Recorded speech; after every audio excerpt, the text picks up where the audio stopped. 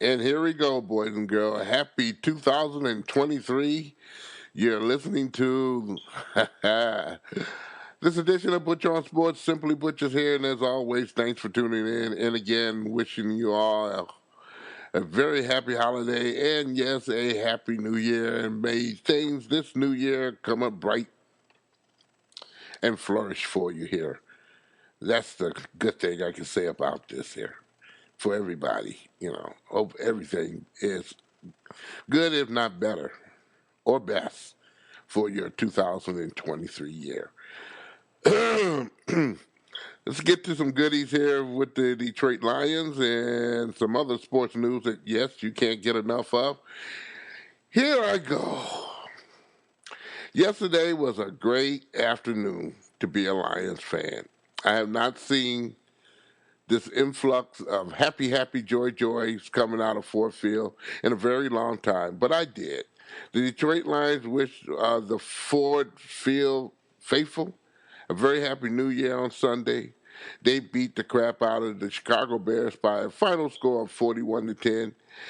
It was important for Week 17. It keeps their hopes for playoffs alive and close out a home schedule with a 5-4 record. The first time they've done that since 2016. The team has won more home games than they have lost. That's very important. I do think so. Well, first and foremost, there, the Chicago Bears started off the scoring with Mr. Fields, yes. Short pass to Kermit for 13 yards. That was a touchdown. Uh, Point after touchdown was good. Jeff Goff got on the scoreboard and did their thing with a pass to Wright, 2 yards, a touchdown. Lions tied the score 7-7. Santos came out with a 23-yard field goal that was good. Chicago took back the lead 10-7. Second quarter, DeAndre Swift left in for 17 yards and a touchdown there. That was very enjoyable to see indeed that Swift ran with no problems, no concerns at all there. And that's a very good sign for the Detroit Lions up and coming there. With 4 minutes and 23 seconds left, Jeff Goff passed another pass to Wright for a 9-yard touchdown. Point up the touchdown is good. Bagley came on with 20 seconds left with a 23-yard field goal. Lions in the quarter, at quarter number 2, that is, leading 24-10 over the Chicago Bears. Daniel Skipper reported eligible in the third quarter here, as he was eligible for Williams, Jay Williams, or Jamar Williams, left tackle for a 2-yard touchdown, his 15th touchdown of the year. At 6:44, Jeff Goff passed a short pass to DeAndre Swift for 21 yards, a touchdown, and the route was on for the Detroit Lions. They finished again with a final score of, yes, indeed, 41-10. Now, I found it to be all righty. Yes, he did. Detroit ran for a season high of 2,000. I would love to see 2,000 in a game. I'll never. 235 yards on 39 carries against the Bears. Jamal Williams ran for 144 yards. DeAndre Swift, he chipped in for 78 yards and had his best game since week number 1, including some passing touchdowns, of course. And even receiver, rookie, Jamison Williams, on one carry, he ran for 40 yards here, and it was a sweet run indeed. Almost very frustrated that he didn't get the touchdown, but boy, oh boy, the run was great. We just saw a lot of talent that we have not seen from Detroit Lions in a very long time this past season at Ford Field. I'll mention that, Ford Field. On defense, James Hudson tied Adrian Hutchinson on the NFL rookie sack record. He had 3 of his own. They both tied with 7 sacks. Of course, Aiden Hutchinson got a half a sack, so he leads by a half a sack there for the rookies that is on the team with a total of 7 sacks or more. By the way, the defense threw down a throwdown. Fields of Chicago Bears, the quarterback, 7 times in this particular game. For the sixth time in 8 games, the Lions did not commit an offensive turnover. And by the way, they won all 6 of them. Really, really good news indeed for the Detroit Lions. When I walked outside, as people exit the building at Ford Field, it's been a long time since I saw a lot of smiles on the faces of the compatriots and the people, excuse me, running a throat there's a lot of hollering this weekend here. I'll tell you why. You can tell why when we do this broadcast here. You'll find out. Well, again, a lot of happy faces walking out of Ford Field. Walking out of Ford Field, indeed. And then some, as the Detroit Lions and the fans were just totally happy. Everyone walking out of there happy. Most of them had their Driven Lions, Jared Goff bobblehead there that they walked out the stadium with. If you did come to the game, you got one of those bad boys here.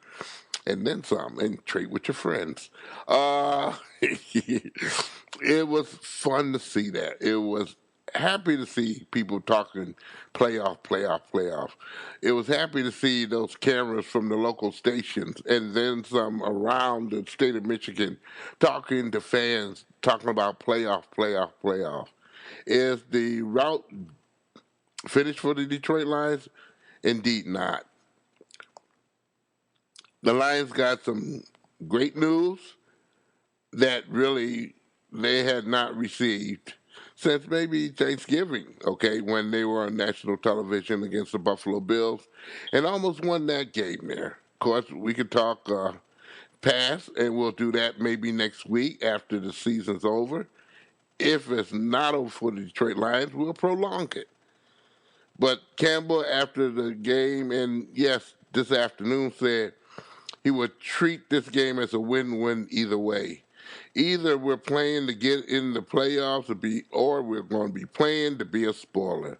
That is it. And Campbell said that via Dave Burkett of the Detroit Free Press. So I want to give Dave the credit he deserves there for prying out that question. So either way, it will win.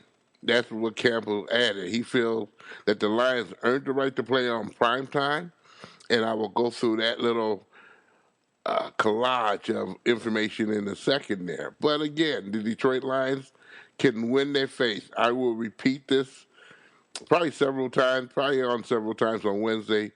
If the Lions win and Seattle loses, the Detroit Lions are in the playoffs.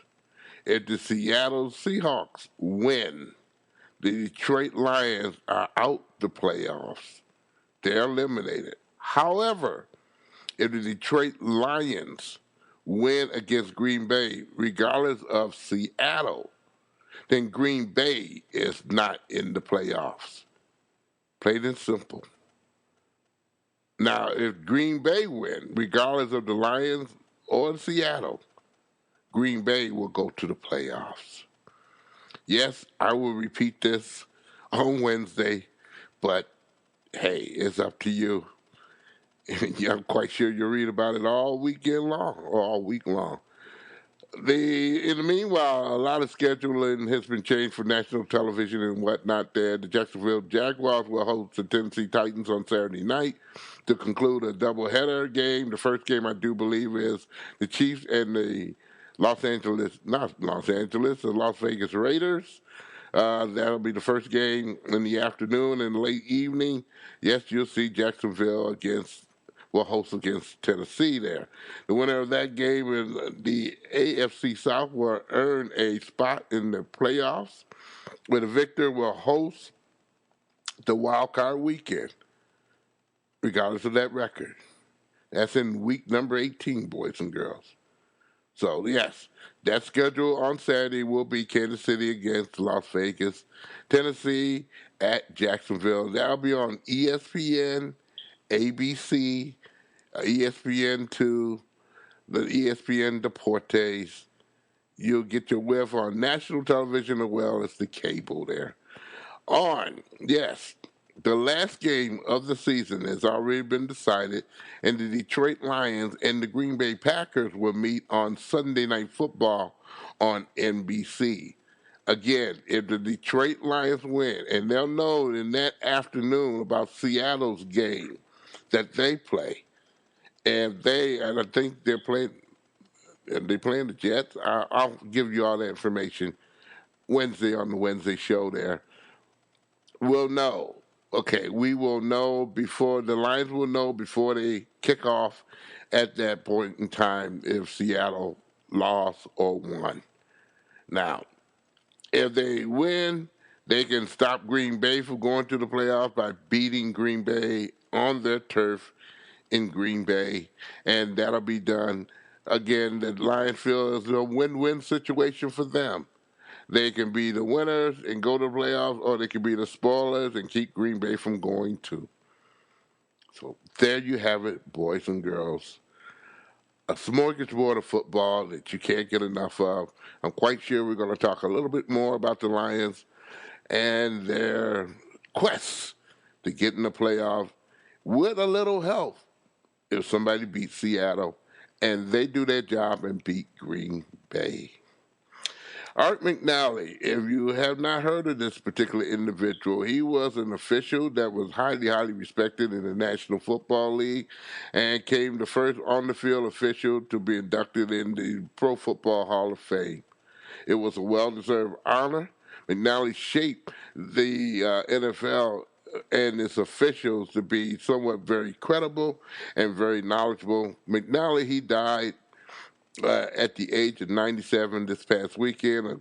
That's according to Pro Football Hall of Famer that reported this particular story. The Halls, according uh, to McNally's four children, Tom McNally, Art McNally died of natural causes on Sunday in the hospital in Newtown, Pennsylvania, near his longtime home there.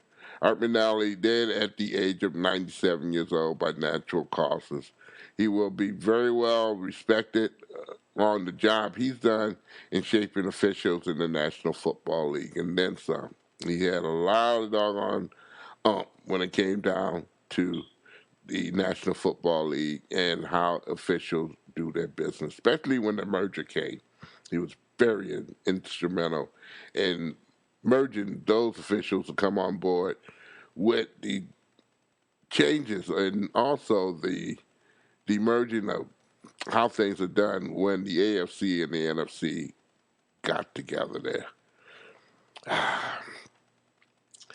Talking about football there, TCU just came in and beat the cowboy crap out of the University of Michigan. Although a lot of people say the game was close and University of Michigan did this and that and the other, let's get one thing straight there. McNamara gave up 21 points, either by dropping the ball, sure plays to go into end zone, coaching mistakes were made, and again, it was all about McMahon or uh, about the quarterback here. That's McNamara. It was all about him. And again, the University of Michigan didn't get the job done. It was supposed to be a working game here. It wasn't working at all. A game that never worked. In the first half, they threw themselves out the ball game completely there and played comeback and all the way through the game, which is not very good. TCU, who were known for their offense there, didn't let it sweat them a bit. They led from beginning to end. And again, University of Michigan is again sucking their chops home again. Oh, well. Some other sad news there, Martina Navratilova will be starting the 2022-23 season ready to fight. Navratilova is 66 years old, a tennis legend, 18-time Grand Slam singles champion, announced today that she is diagnosed with throat cancer and breast cancer. This double whammy is serious, but it's still fixable. Navratilova said via the tennis channel that she hoping for a favorable outcome.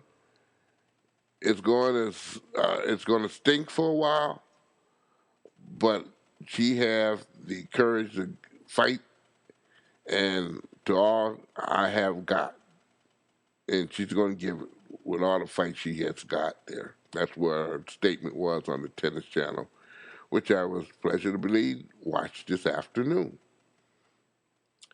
and wish her well in a fight against cancer. The Winter Classic was on today at Fenway Park in Boston. Yes, on the north side there.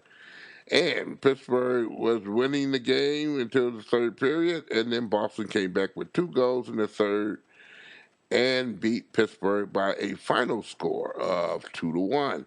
It was a not a complication per se, but a puck went in the Boston net at the very time the green light was on that did not count it, or the red light was on, whatever it says.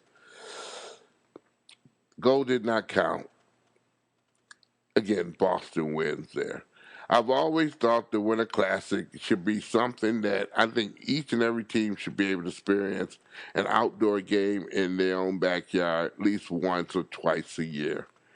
And I think the NHL has the facilities to do that and able to facilitate that in Canada as well as in the United States. And it's been a fun gathering. It puts more people in the park and in the seats than ever have been in the particular arenas that they play in. It's just a festive atmosphere from the time the puck drops to the end of the game when they all get in line and shake each other's hand like the little leaguers. And we teach all the kids to be sporting and good sports about there. I've always enjoyed. I've been at 3 Winter Classics, and hopefully hit the Winter Classic next year when it'll be in Seattle. I have relatives there, aunties, grandmas there, still living and kicking. Hi, Grandma Gladys. But it will be something to. I'll see a lot of friends, fans, and relatives there. But yours truly is going to try to make that particular occasion there next year. God willing, I will be there at the Winter Classic in Seattle next year. And then, yes, you fans in Portland, I'll come down and see y'all too. I'll see y'all first. Speaking of some hockey there, Jacob Veronic returned to the Red Wings lineup, has been put off for at least another week. He has suspended his conditioning stint with the Grand Rapids Griffins. Veronic will play 3 more games in the AHL this week, all at Van Andel Arena. Wednesday versus Cleveland, Friday and Saturday against Texas. Then they'll make a decision if he's going to come on down and join the Red Wings main team there.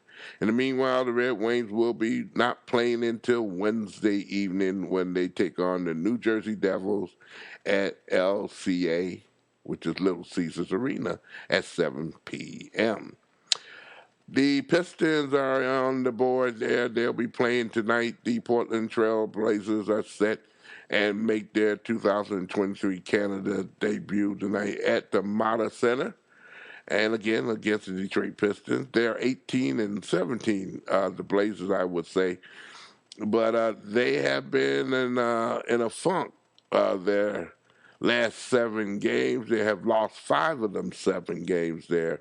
So I'm quite sure Portland are ready, set, and go to give the Pistons a bad way to go to begin this season off, ucky and yucky as it has been the season for the Detroit Pistons.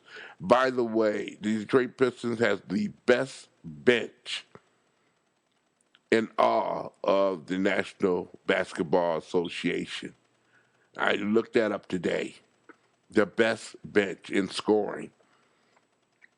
However, Detroit has made a commitment for those young kids to get the experience they need and make the mistakes and follow their face and all this other stuff.